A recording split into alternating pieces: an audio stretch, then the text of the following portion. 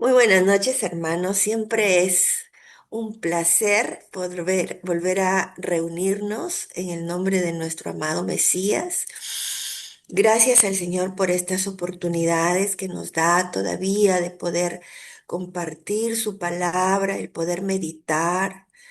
Gracias al Señor porque todavía podemos contar con nuestras Biblias, podemos estudiar y hablar todavía acerca de Él y de sus maravillas al mundo, pues hay lugares en donde no se puede hacer ya. El día de hoy vamos a continuar con el cursito que es nacer de nuevo. Y vamos a entrar a esta segunda sesión que lleva por título Características del que ha nacido de nuevo. Pero es necesario, hermanos, que demos una revisión a lo que hasta el momento hemos venido haciendo. Veamos, leamos un momentito el el pasaje principal de nuestro curso, que es Juan capítulo 3. Vamos a leer del versículo 1 al versículo 7. Dice, había un hombre de los fariseos que se llamaba Nicodemo, un principal entre los judíos. Este vino a Yeshua de noche y le dijo, Rabí, sabemos que has venido de Dios como maestro, porque nadie puede hacer estas señales que tú haces si no está Dios con él.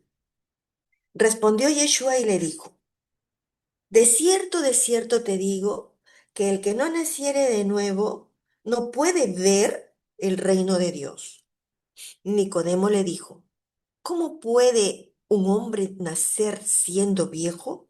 ¿Puede acaso entrar por segunda vez en el vientre de su madre? Respondió Yeshua, de cierto te digo, que el que no naciere de agua y del Espíritu no puede entrar en el reino de Dios. Lo que es nacido de la carne, carne es. Lo que es nacido del Espíritu, Espíritu es.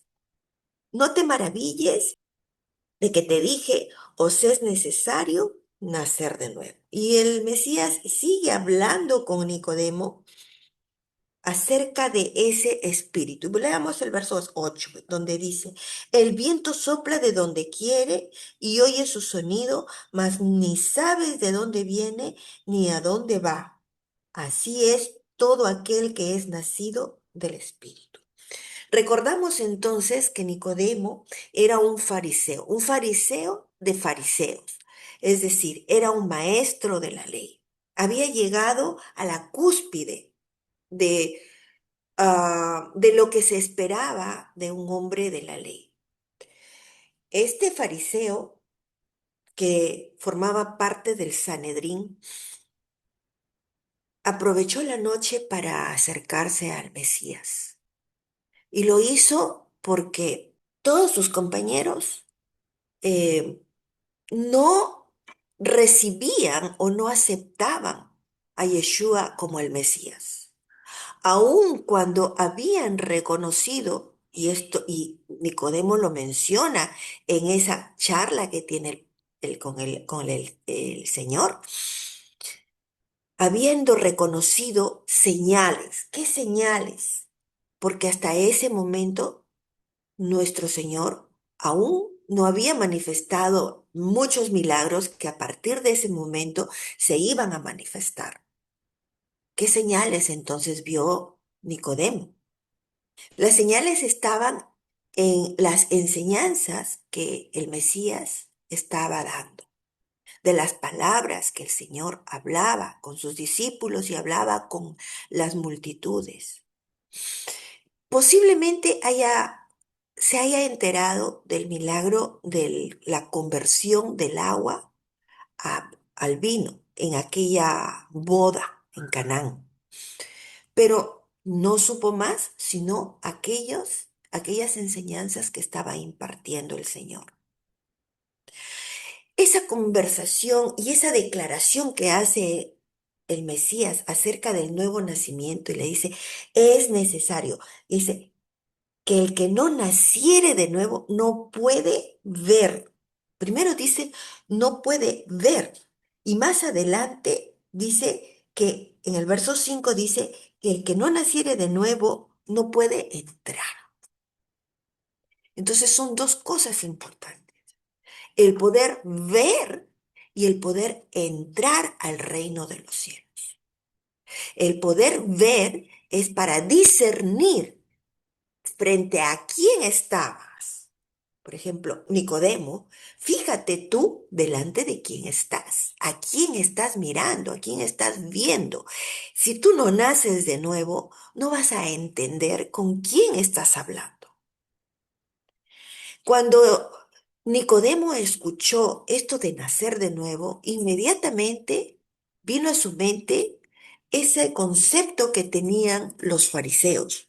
Y ese concepto era muy diferente a lo que nos muestra las escrituras. Ese concepto estaba en función a su desarrollo, estaba en función a, a sus, ¿cómo decirlo? Sus merecimientos. Era meritorio, ¿no? O sea, la persona nacía y inmediatamente pasaba a un grado que era el bar mitzvah, y de ahí pasaba a otro que es el matrimonio y en fin. Nicodemo había llegado hasta la cúspide. Más allá no había otra gradiente para que Nicodemo pudiera subir.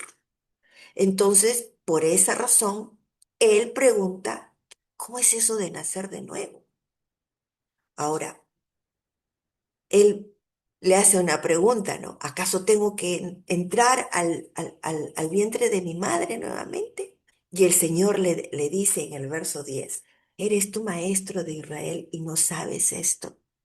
Cuando le dice eres tu maestro de Israel, le está recordando, Nicodemo, tú enseñas Torah, tú conoces las escrituras y no entiendes esto. ¿Por qué? Porque ya en las escrituras se estaba hablando de ese nuevo nacimiento, se estaba hablando de aquel nacimiento que era de arriba, que venía, que venía del cielo. En el nuevo pacto, las palabras o la expresión nacer de nuevo, o la palabra nuevo, perdón, la palabra nuevo, tenía dos acepciones. Esto ya lo vimos en la sesión anterior, pero me parece que sería interesante verlo con un poquito más de detalle. Bueno.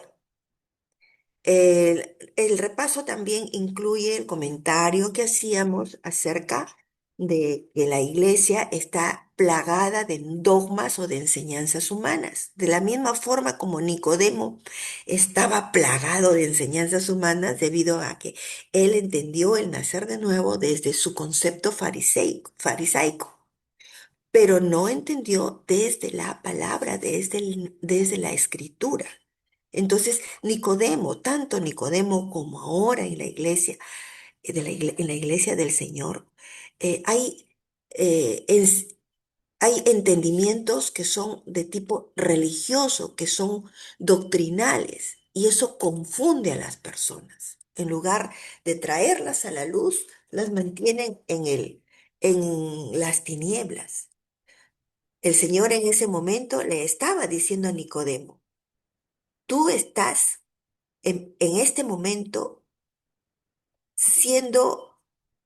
vas a descubrir la luz. Has venido a mí de noche, pero tú vas a ver la luz, ¿no? En otras palabras, tú vas a entender ahora, vas a entender esa, ese tesoro que está en mis palabras. Bien, veamos entonces con un poquito más de detalle la palabra nuevo en en el Brit Hadashah o en el pacto nuevo, el nuevo pacto.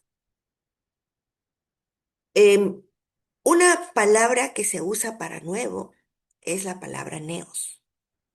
Y esto significa que, refiriéndose de que es algo totalmente nuevo que no estuvo antes, ¿ya? Se refiere a joven, refiere a algo reciente, se refiere a algo que hace por primera vez su aparición. Asociamos esta palabra neo con la palabra también neonato. Esta palabra neonato tiene una raíz griega, hablándonos del bebé que recién ha nacido.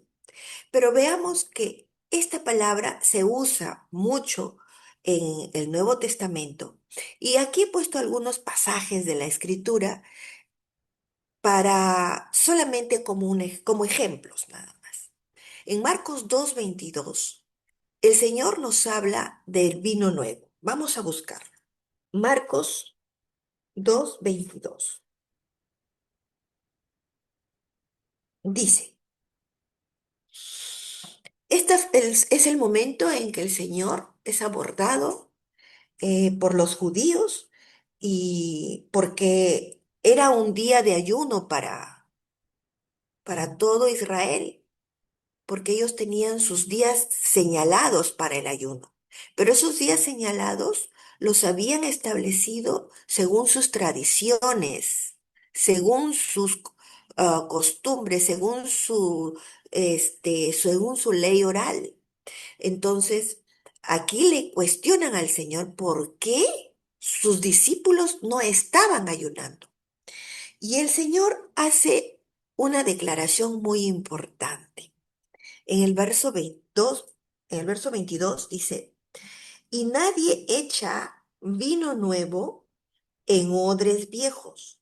De otra manera, el vino nuevo rompe los odres y el vino se derrama y los odres se pierden, pero el vino nuevo en odres nuevos se ha de echar. Aquí no se está refiriendo a que el vino viejo era la Torá, porque a veces así lo interpretan en algunas iglesias. Aquí se está refiriendo que ese vino viejo son esas tradiciones que ellos acostumbraban a seguir. El Señor les estaba diciendo, he aquí el vino nuevo. Yo soy el vino nuevo. Entonces, yo, este vino nuevo, seré derramado en odres nuevos, hablando de sus discípulos, porque esos discípulos estaban representando una restauración del pueblo de Dios, debido a que el pueblo de Dios se había alejado de la Torá, se había alejado de las leyes, las leyes del Eterno. Entonces el Señor estaba viniendo a restaurar aquello que se había perdido. Eso es lo que Él decía. He venido a rescatar a las ovejas de la casa de Israel que se habían perdido. Se estaba refiriendo que Él es ese vino nuevo. En Colosenses 3:10 nos habla de ser revestidos del nuevo hombre. ¿Quién es ese nuevo hombre? El espíritu de Yeshua.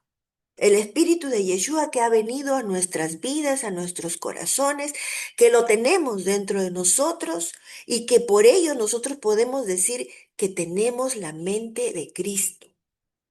Ese, ese nuevo hombre es el que está creciendo en nosotros.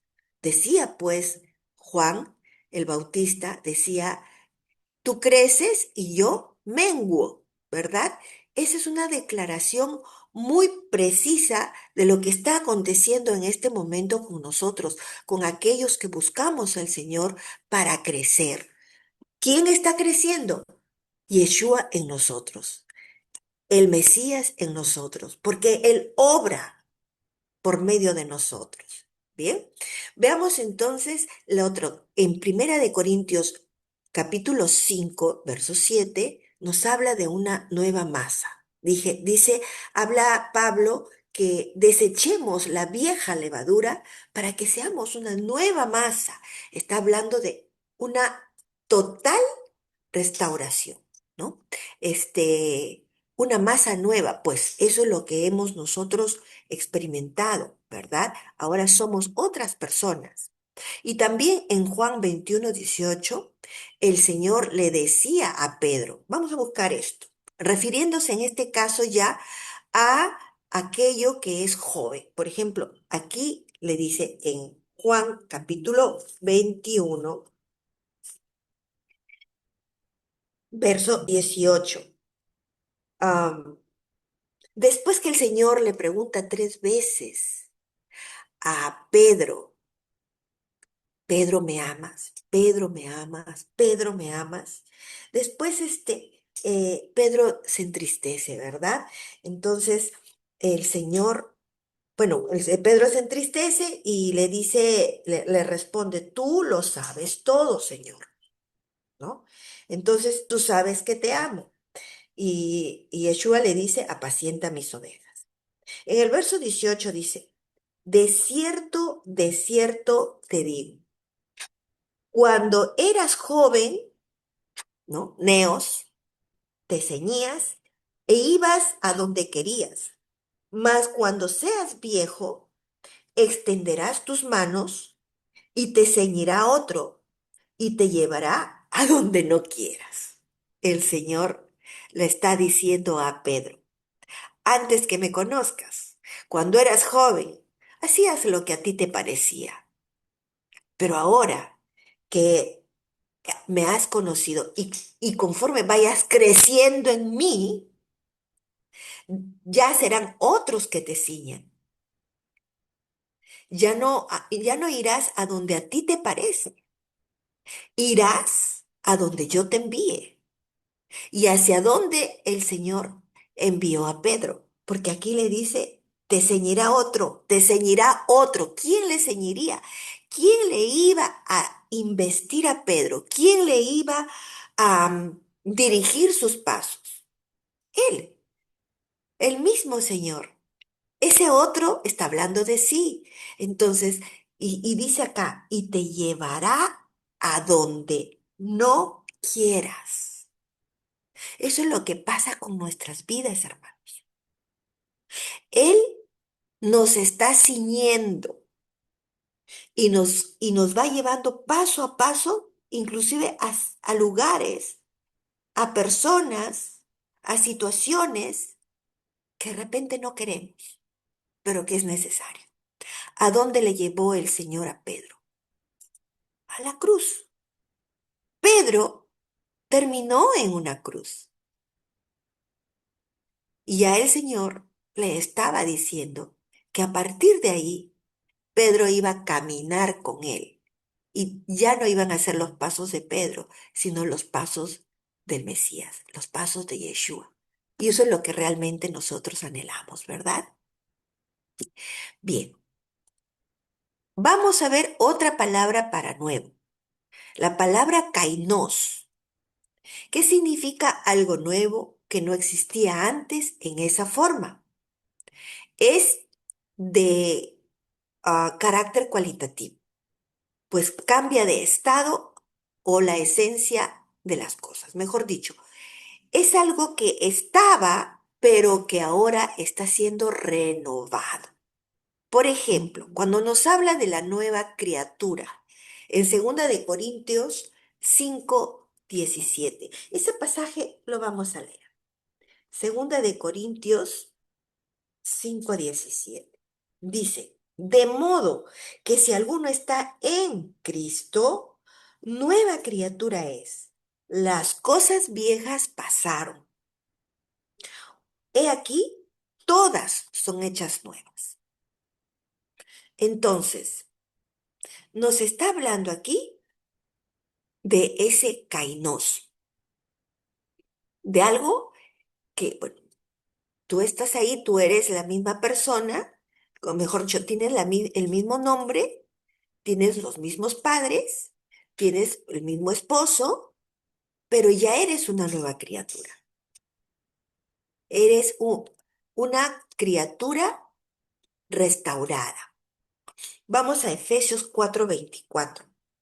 Dice así. Y vestíos del nuevo hombre, creado según Dios, en la justicia y santidad de la verdad. Vestíos del nuevo, o sea, kainos, hombre, ¿no? Entonces, aquí también se está refiriendo en esta palabra, kainos.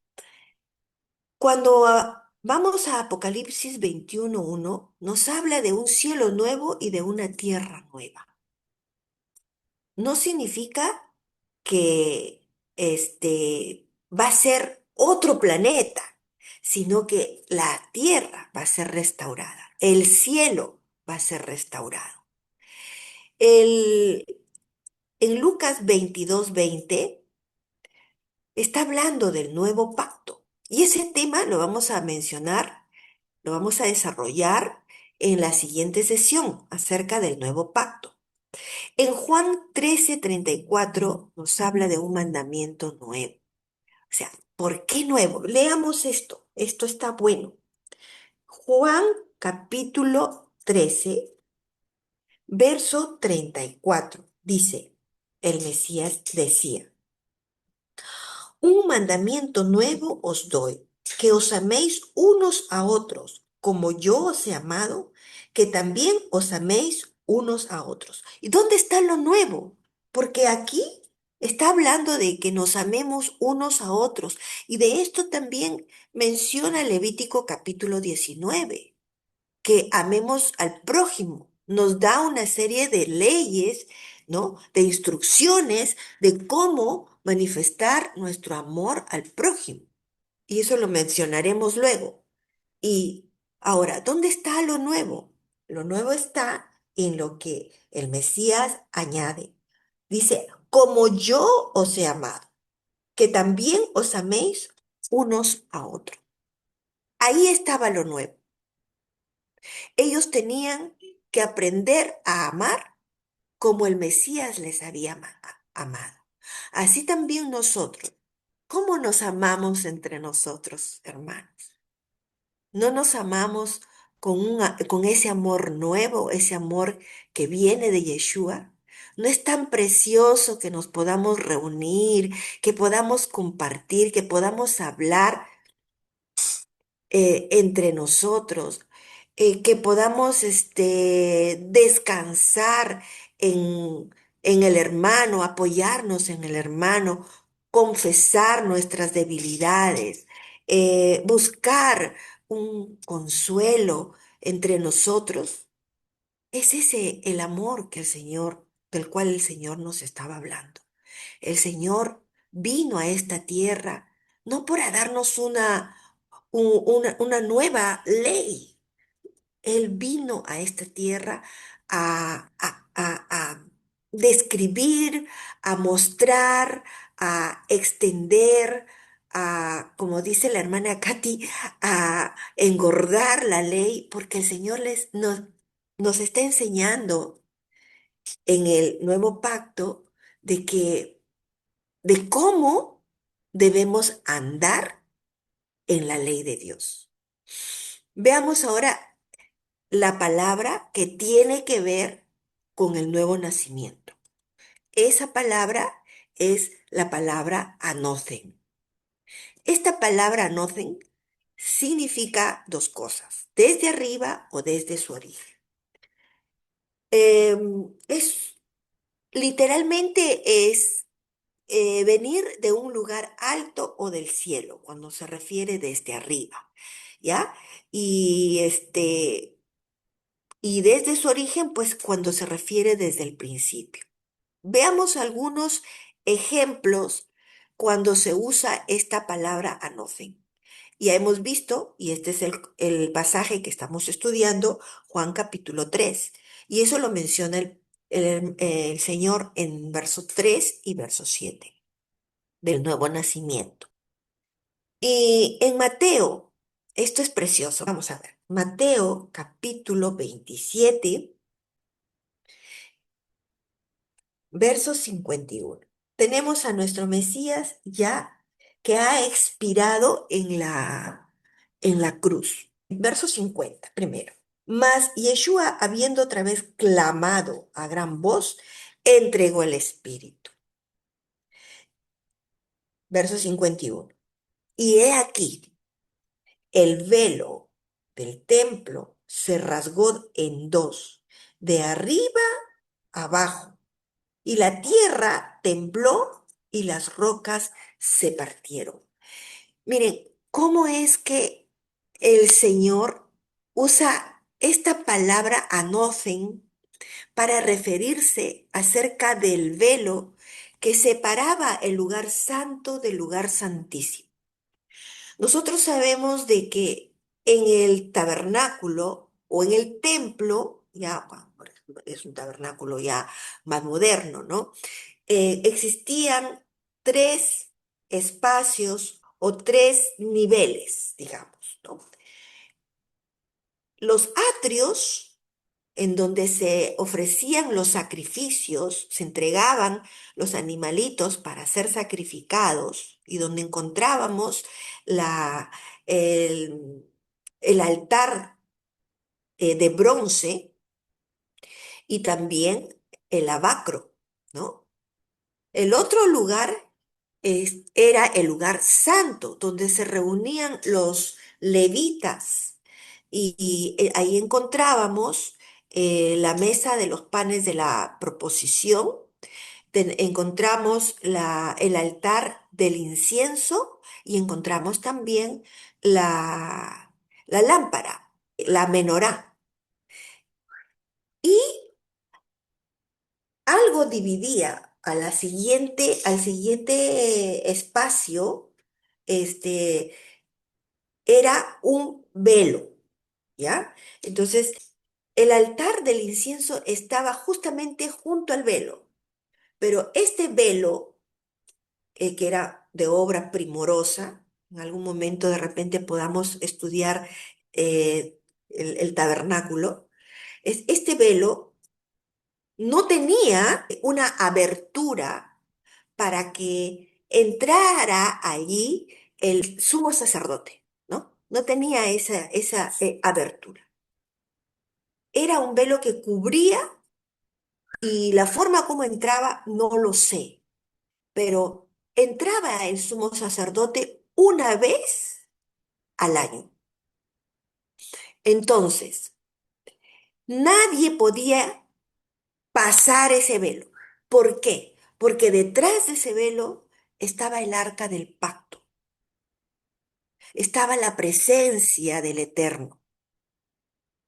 Era un lugar, el lugar que se llama lugar santísimo.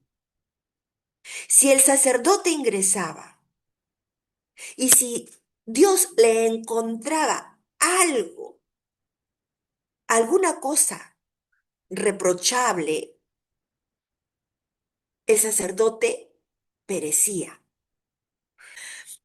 Cuando nuestro Yeshua expira en la cruz, el velo se rompe de arriba a abajo.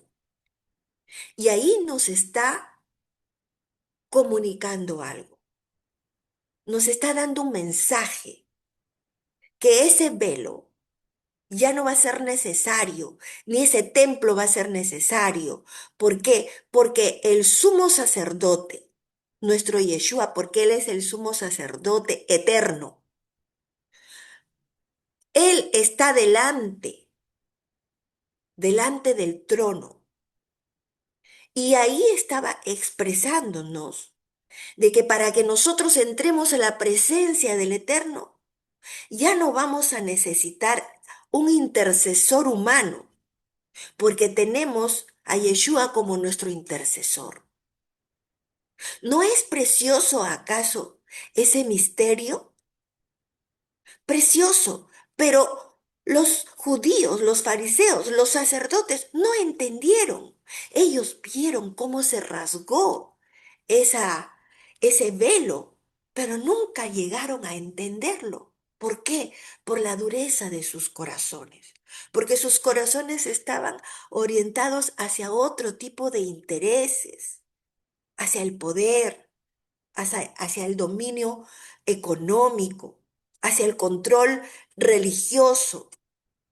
Entonces, ellos no podían entender estas cosas.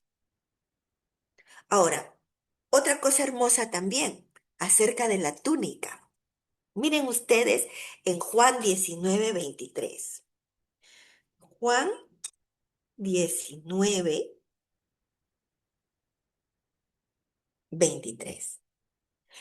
Aquí nuevamente encontramos a Nuestra Señora ahí en la cruz. Dice, cuando los soldados hubieron crucificado a Yeshua, tomaron sus vestidos e hicieron cuatro partes, una para cada soldado. Eran cuatro soldados entonces. Tomaron también su túnica, la cual era sin costura, de un solo tejido de arriba abajo. ¿Se pueden imaginar, hermanos, una túnica sin costura? Eso nos habla de que, eso nos habla de la perfección y de la santidad de nuestro Señor. Las costuras es para unir partes o también para, cerrar roturas, ¿verdad? El Señor no tenía ninguna rotura. El Señor no tenía ningún defecto. El Señor no tenía nada reprochable. Y hay otra cosa hermosa, que la túnica había sido tejida de arriba hacia abajo, hablándonos que Él bajó de arriba, vino de arriba, hablando de su origen. Qué hermoso, verdaderamente. Hablándonos el Señor aún con sus vestidos. Bueno, vamos a leer, vamos a pasarnos a Santiago 3:17, cuando nos habla de otra cosa que baja del cielo, de la sabiduría que viene de arriba. Santiago 3, versículo 17. Hablaba a Santiago de dos tipos de sabiduría: la sabiduría terrenal, ¿no? Y la sabiduría que viene de arriba. Dice, pero la sabiduría que es de lo alto, ¿no? Que es anofim, es primeramente pura, después pacífica, amable, benigna, llena de misericordia y de buenos frutos, sin incertidumbre ni hipocresía. ¿Quién es esa sabiduría? Me encanta esto. ¿Quién es esa sabiduría? Me gustaría citar Proverbios. Me gusta mucho citar este pasaje para poder entender quién es esa sabiduría, ¿no? Miren ustedes lo que dice de esa sabiduría en el capítulo 8 de Proverbios. Esto es un añadido ya, como para poder hablar un poquito de esa sabiduría. Dice, no clama la sabiduría y da su voz a la inteligencia en las alturas junto al camino, en las encrucijadas de las veredas se para, en el lugar de las puertas, a la entrada de la ciudad, a la entrada de las puertas, da voces, llama, clama. El Señor está llamando, está clamando. ¿Y por qué digo el Señor? Yo quiero que ustedes vean quién es esa sabiduría, porque esa sabiduría en los versículos más adelante declara quién es. Miren lo que dice en el verso 22. Dice, Adonai me poseía en el principio. Aleluya. Adonai me poseía en el principio, ya de antiguo. ¿Qué decía Juan en su capítulo 1, verso 1? Decía que El verbo era Dios. El verbo estaba con Dios. Y el verbo era Dios. El verbo estaba con Dios. Y acá dice que esa sabiduría dice que Adonai le poseía en el principio, ya de antiguo, antes de sus obras. Eternamente tuve el principado desde el principio, antes de la tierra, antes de los abismos, fui engendrada antes que fuesen las fuentes de las muchas aguas, antes que los montes fuesen formados, antes de los collados, ya había sido yo engendrada. Y más adelante dice en el verso 27, cuando formaba los cielos, allí estaba yo. Aleluya. Cuando trazaba el círculo sobre la faz del abismo, cuando afirmaba los cielos arriba, cuando afirmaba las fuentes del abismo, cuando ponía al mar su estatuto para que las aguas no traspasasen su mandamiento, cuando establecía los fundamentos de la tierra. Qué bello, qué bello. Esa sabiduría, amadas, ha venido de lo alto. Esa sabiduría es la que clama para que, ¿qué dice? Oh hombres, oh simples, dejar la simplez, dejar la necedad. Veamos ahora la otra acepción de Anothen, desde su origen. Y vemos en Lucas capítulo 1, verso 3, cuando el médico Lucas, y a la vez historiador, le decía a Teófilo que le estaba escribiendo las cosas desde su origen.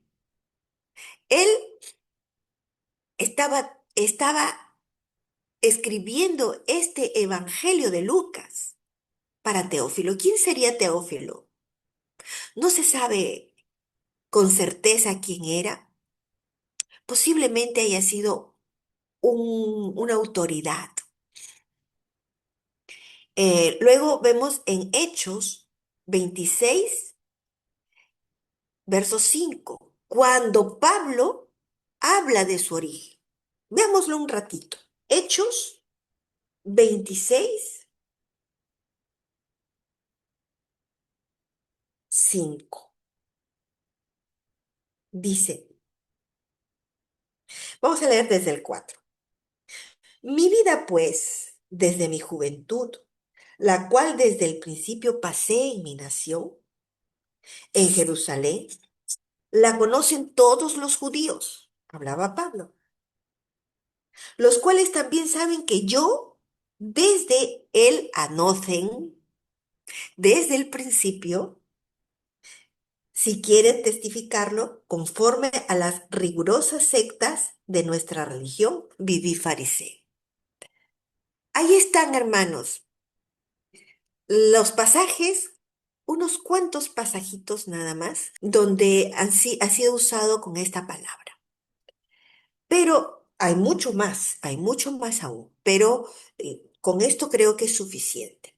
Por ello, el Señor estaba hablando de que ese nacimiento venía de arriba, ¿no? Tenían su origen en el cielo. Ahora veamos ya cómo saber que alguien ha nacido de nuevo. Y vamos a mencionar algunas características del nacido de nuevo. Por ejemplo, el nacido de nuevo se aparta del pecado, deja de practicar el pecado como un estilo de vida habitual o deliberado. Aunque puede equivocarse, el pecado ya no le da placer y se arrepiente con rapidez. Podemos caer en pecado, pero no practicar el pecado. Por ejemplo, si antes mentíamos como hábito, hoy ya no lo hacemos, ¿verdad? Si tomábamos las cosas ajenas, robábamos, hoy ya no lo hacemos. Si decíamos palabras gruesas, altisonantes y coprolálicas, que quiere decir palabras muy sucias, ya no lo hacemos, porque hemos consagrado nuestros labios al Señor para hablar su palabra, para que de nuestros labios no salgan aguas turbias, sino que salgan aguas limpias, prístinas. Ahí les he puesto un conjunto de pasajes de la Escritura. Voy a mencionarlas una por una, pero solo vamos a leer dos nada más, por si están tomando notas. Levítico 20:26, Deuteronomio 7:6, Proverbios 4:27, Josué 1:7, Ezequiel 18:31, Romanos 6, del 1 al 4, Segunda de Corintios 5:7, Efesios 2, del 1 al 3. Leamos entonces Deuteronomio capítulo 7, versículo 6. Esto es precioso porque el Señor, miren lo que dice. Porque tú, ¿quién? Marita, Carito, Lucero, Yelitza, etcétera. Cada uno de nosotros. Porque tú eres pueblo santo para Adonai tu Dios. Adonai tu Dios te ha escogido para ser un pueblo especial, más que todos los pueblos que están sobre la tierra. Por tanto, si nuestro Señor es santo, nosotros, su pueblo, hemos de ser santos. Es lo que dice Levítico 20:26. Veamos ahora Romanos capítulo 5 verso 20. Dice, pero la ley se introdujo para que el pecado abundase, mas cuando el pecado abundó, sobreabundó la gracia, para que así como el pecado reinó para muerte, así también la gracia reine por la justicia para vida eterna mediante Yeshua, Señor nuestro. Y continúa en el verso 1 del capítulo 6. ¿Qué pues diremos? Después de todo lo que ha dicho anteriormente Pablo, ¿qué pues diremos? ¿Perseveraremos en el pecado para que la gracia abunde? En ninguna manera, porque los que hemos muerto al pecado, ¿cómo viviremos en él? ¿O no sabéis que todos los que hemos sido bautizados en Cristo Jesús, hemos sido bautizados en su muerte? Porque somos sepultados juntamente con él para muerte por el bautismo, a fin de que como Cristo resucitó de los muertos por la gloria del Padre, así también nosotros andemos en vida nueva. Entonces, entonces nosotros hemos muerto al pecado, juntamente con Cristo, porque dice que hemos sido bautizados en Cristo. Ser bautizados en Cristo es es introducirse a Él. Habla también aquí de que nos da el sentido de que el bautismo es un mandamiento, como una forma de testificar nuestra fe. Pero aquí fundamentalmente está diciendo de que con ese bautismo nosotros somos muertos, sepultados bajo las aguas y vueltos a nacer. Mejor dicho, ya somos muertos para el pecado. Veamos en la segunda característica, el amor sincero hacia los demás. Ese amor eh, que es no solo hacia los creyentes, es un amor también para el prójimo.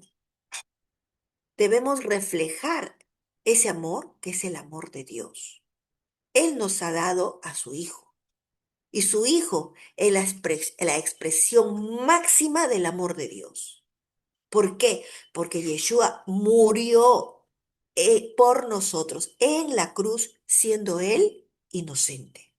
Un inocente murió por nosotros que son pecadores. Veamos aquí como ejemplo en 1 Samuel 18:1 nos habla de la amistad de David con Jonatán. ¿Ustedes se acuerdan qué amor que había entre ellos? Dispuestos a sacrificarse el uno por el otro. Jonatán estuvo dispuesto a morir por David. El padre Jonatán aborrecía a David, lo buscaba para matarle, y Jonatán se expuso a la ira de su padre. ¿Por qué? Por David. Vemos acá en Ruth. Esto lo he señalado porque es una declaración muy hermosa. Leamos Ruth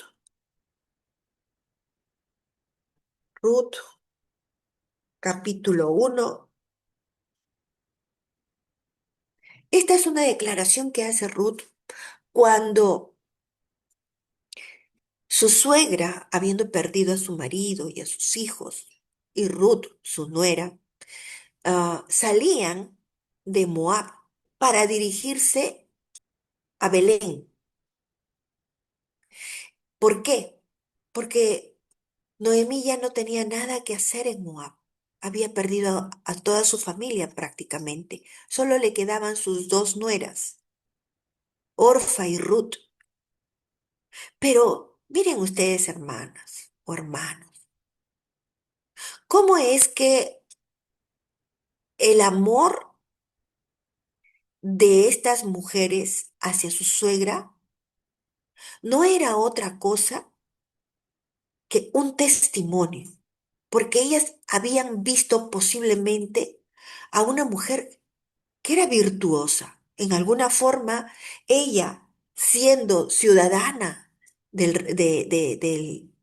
bueno, del pueblo del Señor, ella guardaba la ley. Es muy posible que ellas hayan visto virtud en su suegra, para que Ruth declare esto, porque Orfa se fue, decidió volver a Moab, mas Ruth suplicó no irse. Ruth capítulo 1, verso 16 al 17. Respondió Ruth, no me ruegues que te deje y me aparte de ti, porque a donde quiera que tú fueres, iré yo, y donde quiera que vivieres, viviré. Tu pueblo será mi pueblo, y tu Dios mi Dios. Donde tú murieres, moriré yo, y allí seré sepultada. Así me haga Adonai, y aún me añada, que solo la muerte hará separación entre nosotras. Es increíble cómo, cómo el testimonio de nuestro Señor en nuestra vida puede hacer que una persona nos llegue a amar. Como una anécdota, hace hace unas horas compartía yo con una hermanita de Colombia, con quien tengo sesiones de consejería. Y, y me escribe, hermana, yo pensé que me iba a contar algo, me iba a preguntar algo. Hermana, dime, la amo. Eso me causó mucha risa, ¿no? Pero así es el amor del Señor, hermanos. El amor del Señor se manifiesta de esa manera. No refiriéndome a que las personas nos amen, sino que ese amor es recíproco. Ese amor está entre nosotros.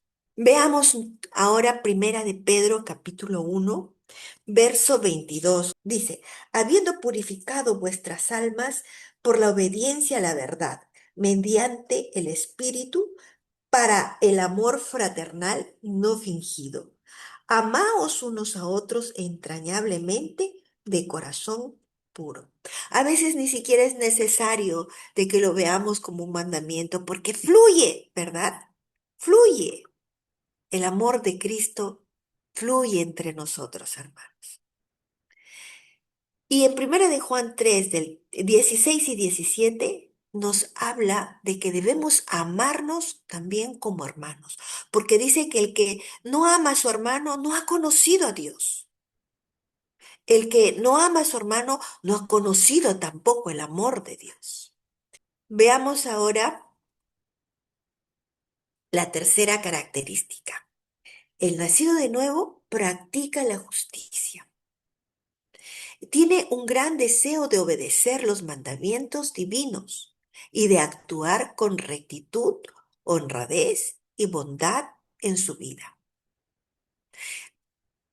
En el Salmo 119, esto lo vamos a buscar. Salmo 119. Buscamos en el verso 34, dice, dame entendimiento y guardaré tu ley y la cumpliré de todo corazón. Necesitamos entender.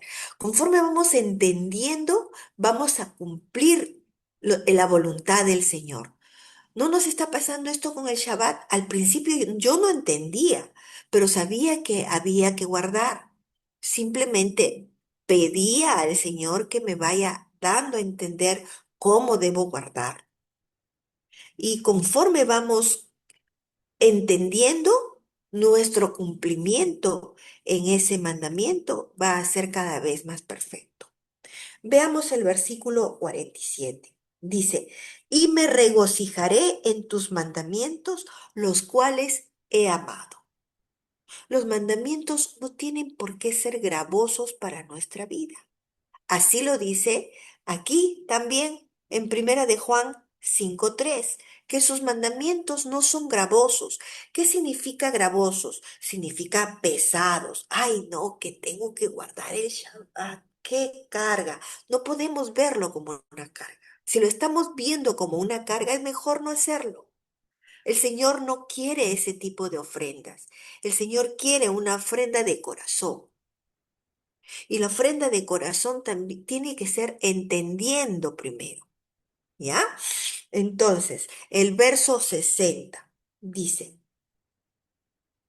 en el verso 60 dice, me apresuraré y no me tardaré en guardar tus mandamientos. Aquí hace una exaltación de los mandamientos del Señor. Aquí está el pasaje luego que mencioné hace un momento. Juan 14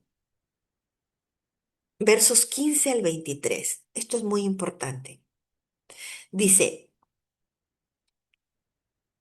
15 y 23. Dice, si me amáis, hay un condicional, es un condicional, ¿verdad? Si me amáis, guardad mis mandamientos. Y en el verso 23 dice, respondió Yeshua y le dijo, el que me ama, mi palabra guardará, y mi Padre le amará, y vendremos a él y haremos morada con él. Una cosa que yo no había entendido, de que primero está el deseo de obedecer y luego el Señor da el espíritu para obedecer. El nuevo nacimiento empieza primeramente con la decisión de seguir al Señor y el Señor nos imparte su espíritu. No puede impartir su espíritu en una persona que no tiene deseos de obedecer, que no tiene deseos de seguir al Mesías y que solamente quiere tener una vida religiosa.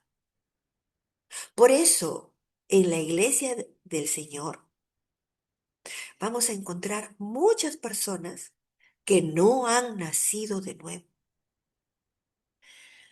Veamos el último pasaje. Segunda de Pedro 2:2. Segunda de Pedro 2:2. ¿Por qué estoy tomando este pasaje de Segunda de Pedro 2:2 para leer? porque se dice en la iglesia del Señor de que los mandamientos ya no están para seguirlos, porque es parte de la ley y que la ley ya no está vigente.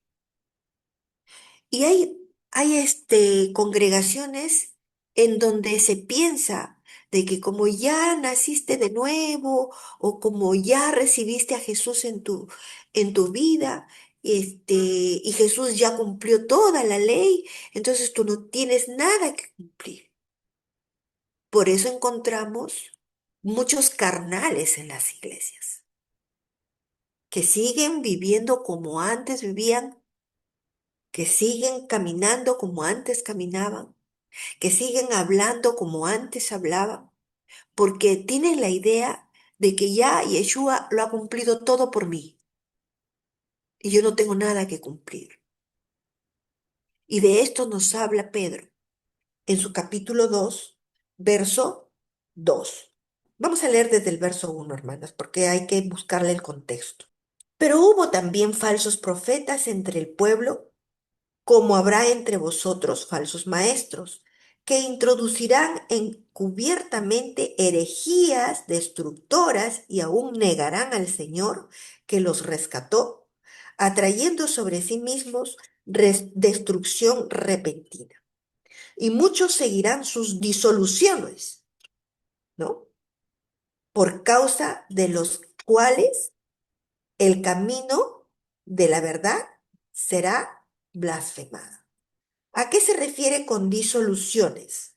Está hablando de lo que mencionaba antes, esas herejías destructoras, esas enseñanzas engañosas, hermano. Por eso hay que tener mucho cuidado y pedir al Señor que nos dé discernimiento para poder, como dice Pablo, escoger lo bueno.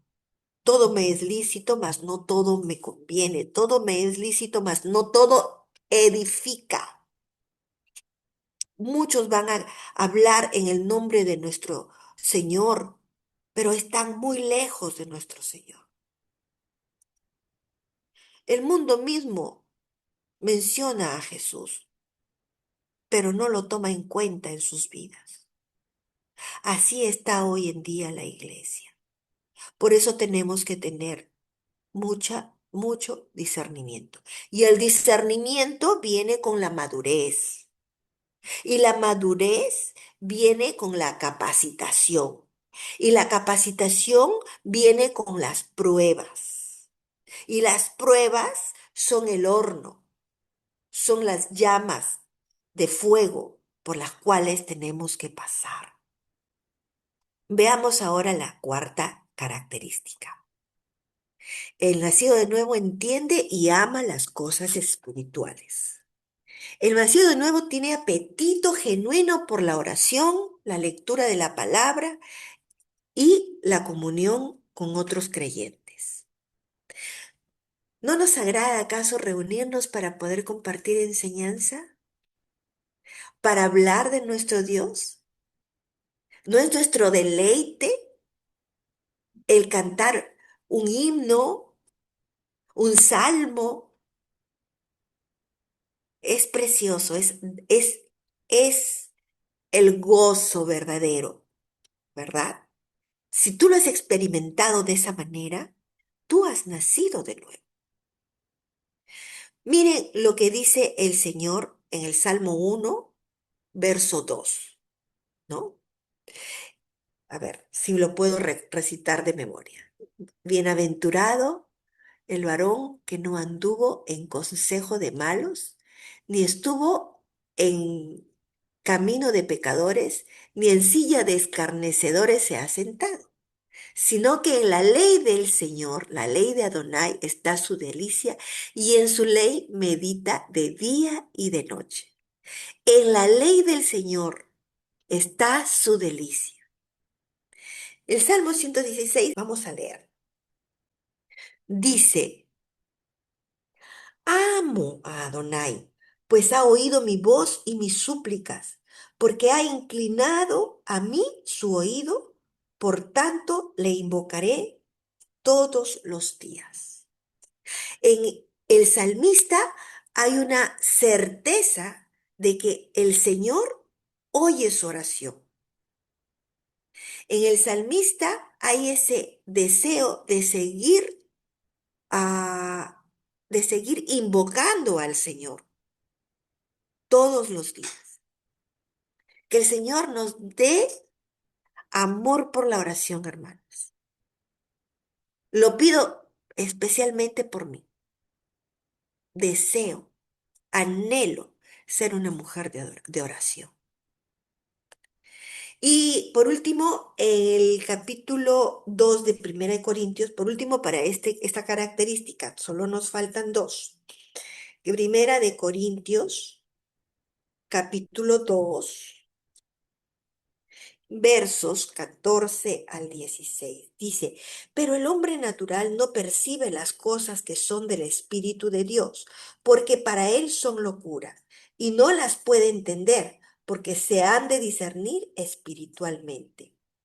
En cambio, el espiritual juzga todas las cosas, pero él no es juzgado de nadie. Porque ¿quién conoció la mente del Señor? ¿Quién le instruirá? Mas nosotros tenemos la mente de Cristo. Está diciéndonos que solamente con el nuevo nacimiento podemos entender las palabras del Señor. Solamente con la mente de Cristo que nos ha sido dada podemos hablar cosas espirituales. Las personas que no han nacido de nuevo no entienden las cosas espirituales, porque para ellos es locura. La palabra de la cruz es locura para los que se pierden, mas para los que se salvan, nosotros es poder de Dios. Dice también en Primera de Corintios. Eso está en Primera de Corintios, capítulo 1, verso 18. ¿Ya? Entonces, vamos a la cuarta característica. El nacido de nuevo tiene está siendo conformado al carácter de Cristo. Y eso está en Proverbios. En Proverbios 10:9 dice, el que camina en integridad anda confiado, mas el que pervierte sus caminos será quebrantado. Caminando en integridad. Entonces, podemos confiar si caminamos con integridad al Señor. Y vamos a leer Santiago 1,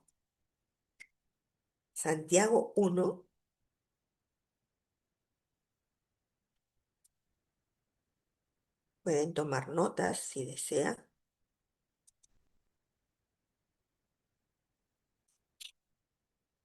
Santiago 1, versos del 2 al 4. Hermanos míos, tened por sumo gozo cuando os halléis en diversas pruebas, sabiendo que la prueba de vuestra fe produce paciencia.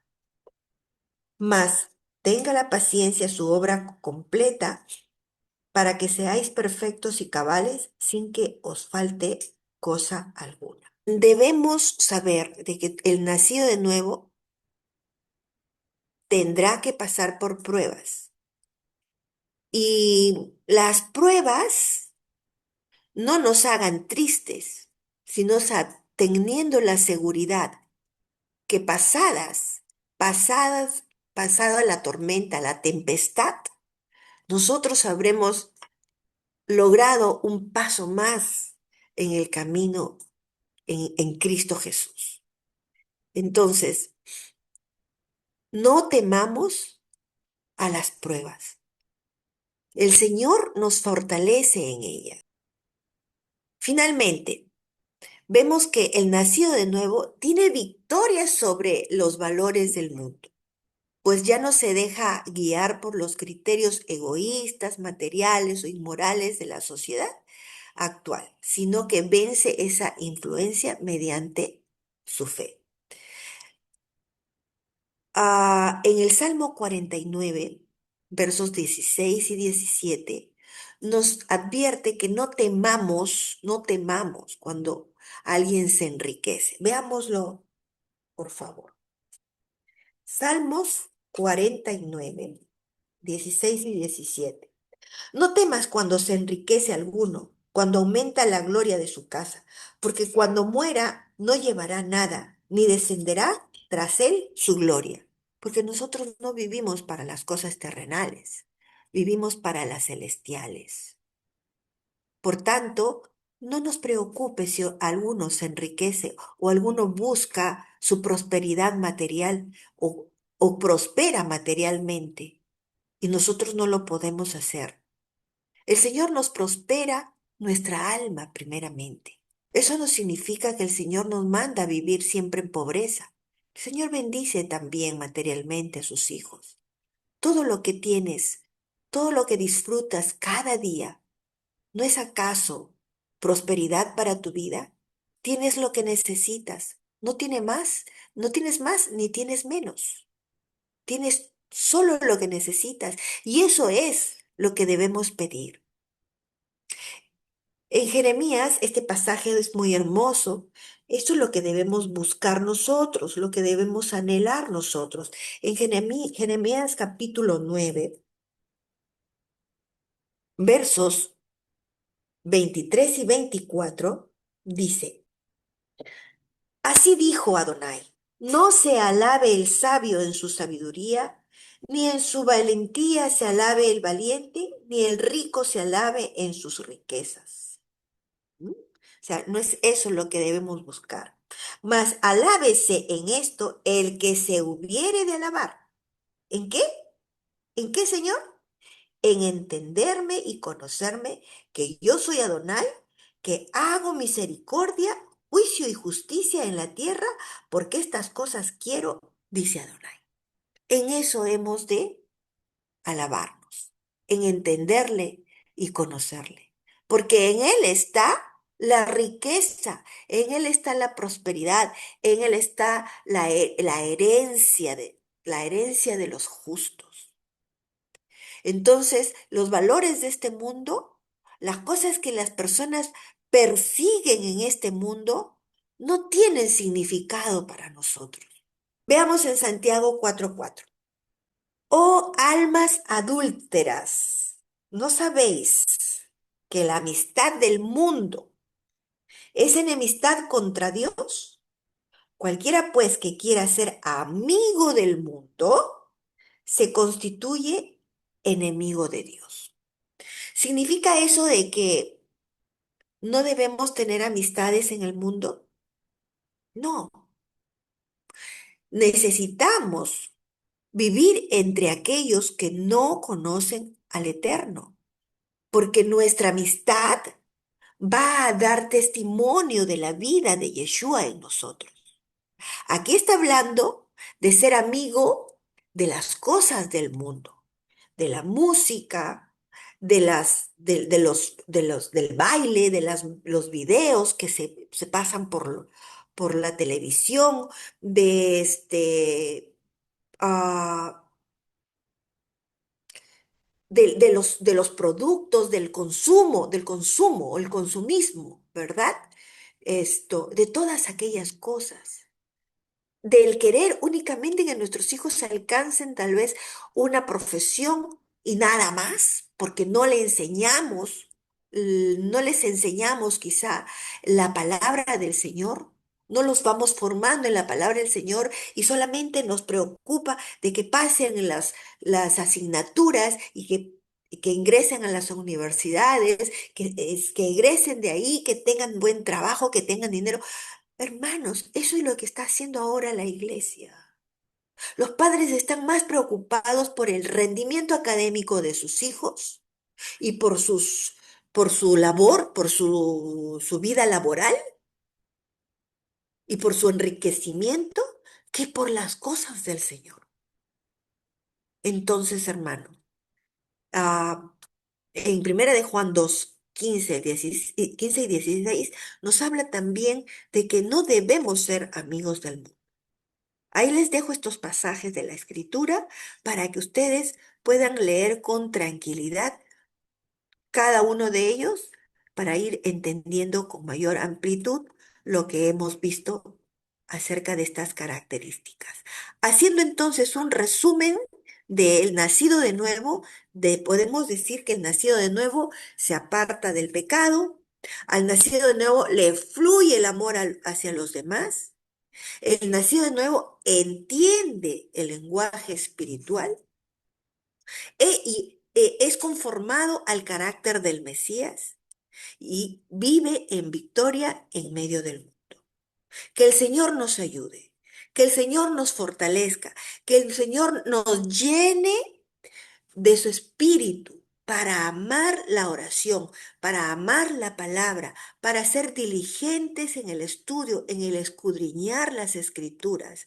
Que el Señor nos llene de su amor para extenderlo a todo ser humano, de manera especial a nuestros hermanos, a no tener conflicto, bueno, conflictos pueden haber, pero a no guardar resentimiento por ningún hermano, a saber cómo relacionarnos con la familia que no acepta nuestra fe, a saber pedir perdón, a saber humillarnos, a no practicar más el pecado. Que el Señor les bendiga, amados hermanos. Deseo verdaderamente que estas enseñanzas estén sirviendo para la edificación de sus vidas. Shalom, hermanos.